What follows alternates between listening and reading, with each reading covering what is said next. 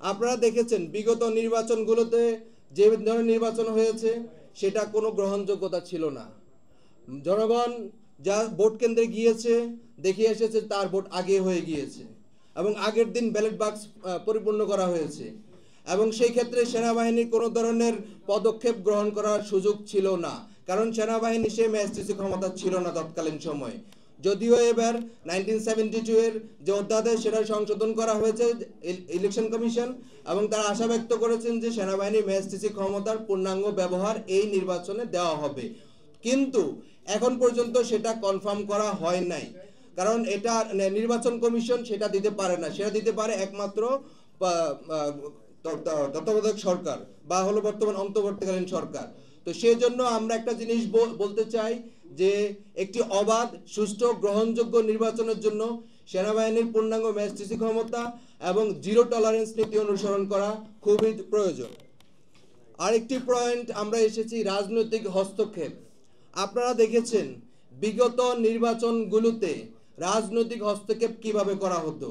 আমরা আগের দিন শুনতে পেতাম যে অমুক ডিসিকে বলে দিয়েছি রাত 10টার সময় ব্যালট বাক্স পরিপূর্ণ হয়ে যাবে।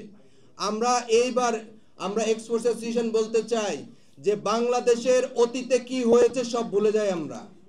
অতীতে অনেক ধরনের ভুল ছিল, সে ভুলকে শুধরিয়ে কোনো ধরনের প্রশাসনিক হস্তক্ষেপ এবং রাজনৈতিক হস্তক্ষেপ এই নির্বাচনে চলবে না, কারণ এই নির্বাচনের জন্যই আজকে জাতি উৎসব মুখর অবস্থা পড়ে আছে এবং জাতি চায় যে একটি গ্রহণযোগ্য ইলেকশন হবে।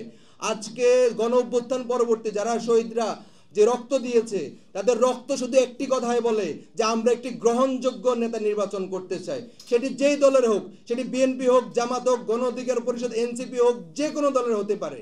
কিন্তু সেই নির্বাচনে আমি রাজনীতিবিদদের অনুরোধ করব, আপনারা যদি যোগ্য মনে করেন আপনাদেরকে, আপনারা যদি মনে করেন যে জনগণের ম্যান্ডেট নিয়ে আপনারা সরকার পরিচালনা করতে পারবেন, তাহলে আপনাদের তো কোনো হস্তক্ষেপের প্রয়োজন হয় নাই। কেন আপনি সেনাপ্রধানের কাছে যাবেন? কেন আপনি ক্যান্টনমেন্টে গিয়ে জলপাই কালারের নিচে বসে থাকবেন? আপনাকে তো সেনাপ্রধান দাওয়াত দেয় নাই, আপনাকে তো বলে না যে তুমি আসো ইলেকশন নিয়ে আলোচনা করব। তো এই জন্য বলবো যে যারা ক্যান্টনমেন্টমুখী হচ্ছেন এবং যারা জনগণের মাঠে না গিয়ে জনগণের ম্যান্ডেটকে প্রতিপালন না করে যারা ক্যান্টনমেন্টমুখী হচ্ছেন, আপনাদের কাছে অনুরোধ করব জনগণের প্রত্যাশা নিয়ে যে আপনারা রাজনৈতিক হস্তক্ষেপ বন্ধ করুন, কারণ এই দেশের জনগণ চায় একটি অবাধ, সুষ্ঠু নির্বাচন। আরেকটি ব্যবহার প্রযুক্তির ব্যবহার।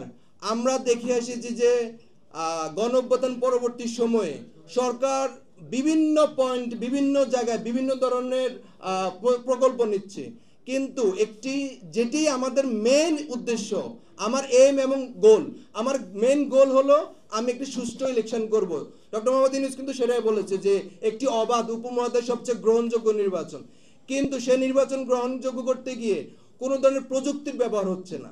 আপনি দেখেন 2025 সালে এসে আমাদের নির্বাচন কমিশন বলতে পারবে যে তারা প্রযুক্তির দিক থেকে অন্যান্য দেশে যারা পশ্চিমা বিশ্বে করে যারা তথ্য প্রযুক্তি উন্নত এই ধরনের কোনো পদক্ষেপ নিয়েছে কিনা।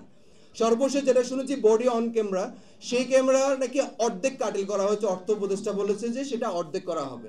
কেন? আপনি পুলিশের পোশাক পরিবর্তন করে দিচ্ছেন, মনস্তাত্ত্বিক আপনি সেনাবাহিনীর বিভিন্ন প্রতিষ্ঠান পরিবর্তন করছেন, তাদেরকে বাজেট দিচ্ছেন, পুলিশকে বাজেট দিচ্ছেন, আপনি উন্নয়ন দিচ্ছেন এবং আপনি বড় বড় প্রকল্প নিচ্ছেন, কিন্তু আপনার যে মেন গোল, সে মেন গোল নির্বাচন, সেই নির্বাচনের জন্য আপনি কি ধরনের প্রযুক্তি ব্যবহার করছেন।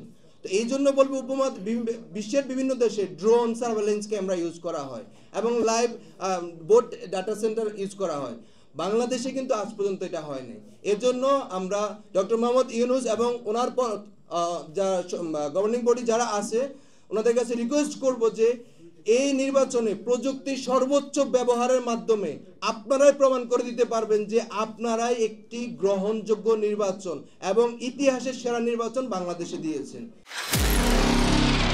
নিরপেক্ষ, সত্য প্রকাশে আপোষহীন।